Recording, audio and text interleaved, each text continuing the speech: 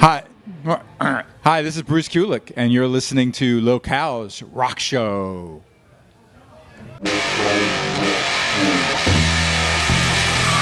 E hoje o Lokaos está aqui no Manifesto Rock Bar e agora vocês vão conferir uma entrevista com Bruce Kulick, o ex-guitarrista do Kiss. Confere aí.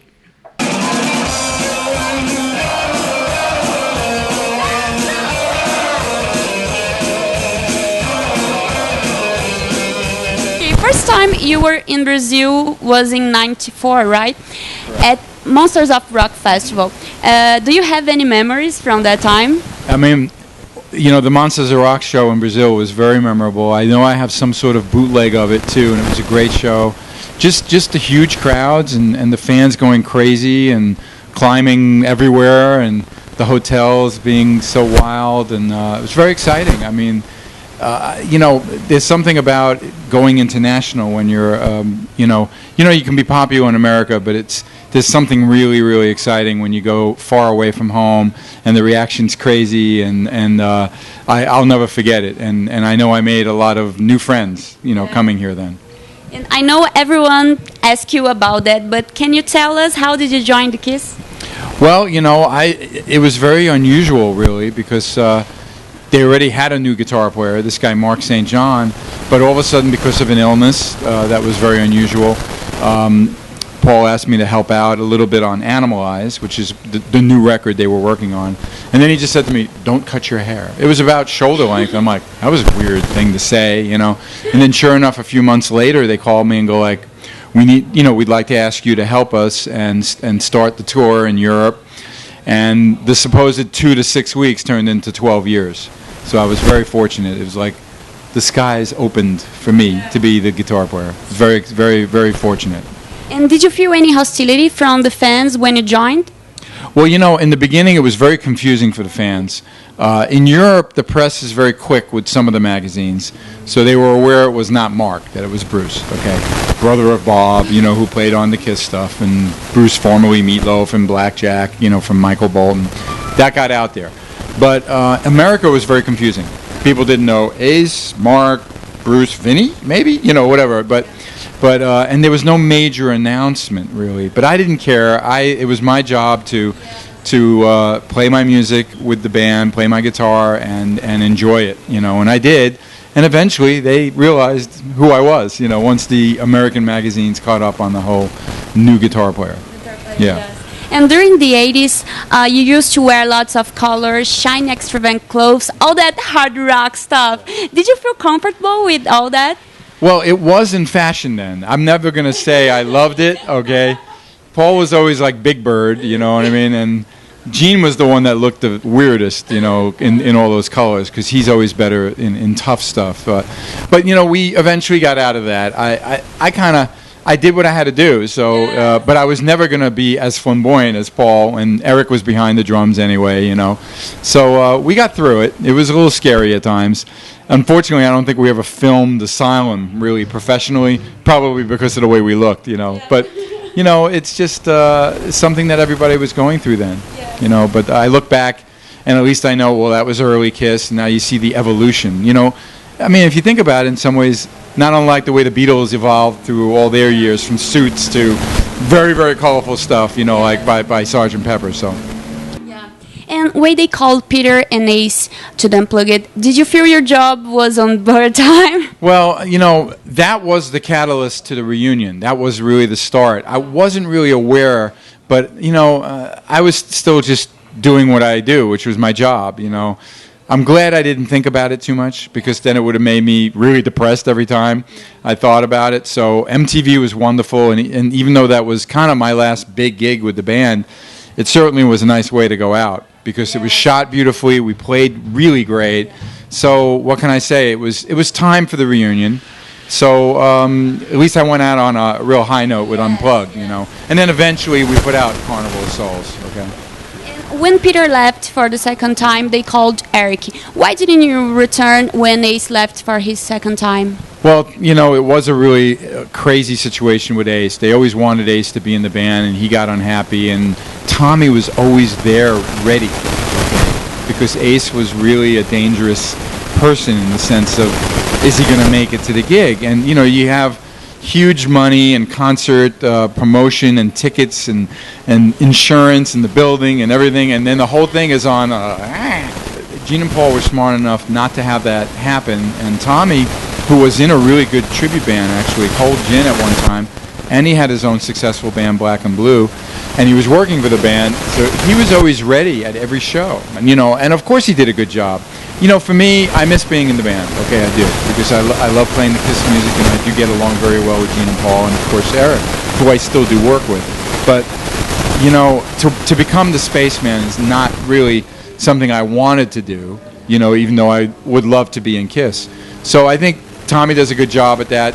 That's what they wanted, someone to be very close to Ace, So maybe it was better that that's the way it happened. And it keeps my era of Kiss unique and pure, and there are many fans of that era, And we see a lot of books about Kiss, histories and everything else. Do you think about someday in the future write your own book? I know I've been asked, and they love a book to be really telling all the horrible things, that you might want to complain about. And I don't have that kind of, a story to tell.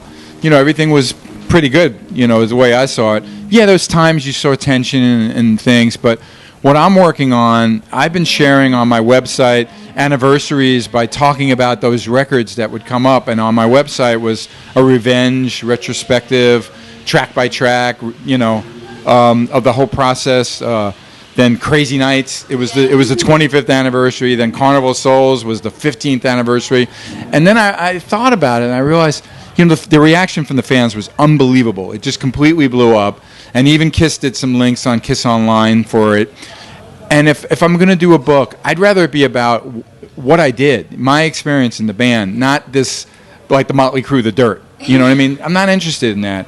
So in a way, I've been writing it. You know what I mean? Although I can't say, all right, 2014, it's coming out. But I'm working on it. That would be my approach, I feel, for my legacy in Kiss, is like what the creative, how it was done and how I felt and how those videos were done and how those songs were created. I don't know everything. People ask me a lot of questions about old Kiss. I wasn't there. What do I know? But I was in my right mind, if you know what I mean, when I was in those 12 years. So I can talk about all of that, and leave the dirt to the people who want to complain. If you have returned, would you use Ace's makeup and outfits nowadays? Well, look, if they really did offer me that opportunity and I really thought it was the right thing, yeah, I guess I would have been the Spaceman. I was kind of relieved that it didn't happen because of the fact that it would have been kind of changing what my role in the band was. I was never really asked to be a clone of Ace, Yeah. I was asked to, play the old Kiss music with respect and use the signature riffs, but the years that I was in the band was not exactly a complete copy. That's why Alive 3 sounds so much different from Alive 1 and 2, And for some fans, they love that even better. But, there's many opinions with the Kiss fans, as which is fine. Really, Gene and Paul have created this brand, and the makeup thing is something they're so comfortable with, and I think they feel it sells the best. But again, I'm proud of my era, and I know I'm keeping it kind of like I wave the flag for the 12 years of my non-makeup years, And today, what's your career priority? Which projects do you have? Well, of course, it's every year you never know what's going to come up, but more of the same, which would be, in America I play with Grand Funk Railroad, which is a very famous classic rock band, but we mostly do these, there are casino gigs in America, there's many of those, and then these rock festivals and city festivals and the fairs, even Kiss has done those now in America. They're very popular to see the bands there. So we usually do about 40 gigs a year, and that keeps me busy too. They get asked to go international, but they prefer not to. So I try to fill it up, with other things. I'm hoping to do some work with Eric again this year as ESP, if our schedules work, and we may be announcing something soon for Europe. We'll see how that works out. There's always sessions. I just did a session for Tobias Sammet from Avantasia, who's very popular here. Yeah. I do some work with people like Lordy, There'll be events. I'm always, every day you don't know what the email or phone call is going to be.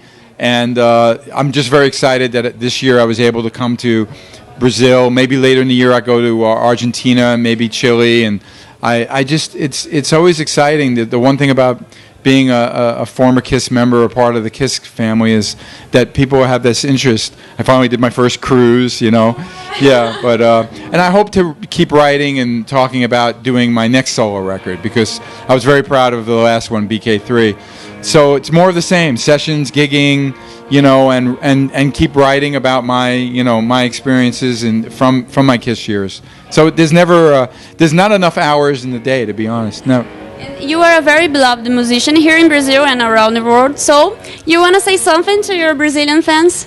Absolutely. First of all, I really do appreciate it. I love when I see the emails and the comments on my Facebook and the it's just wonderful to realize that people so far away, think of you, and I might have inspired someone to play the guitar, or they just have fond memories of those albums or that concert, the Monsters of Rock.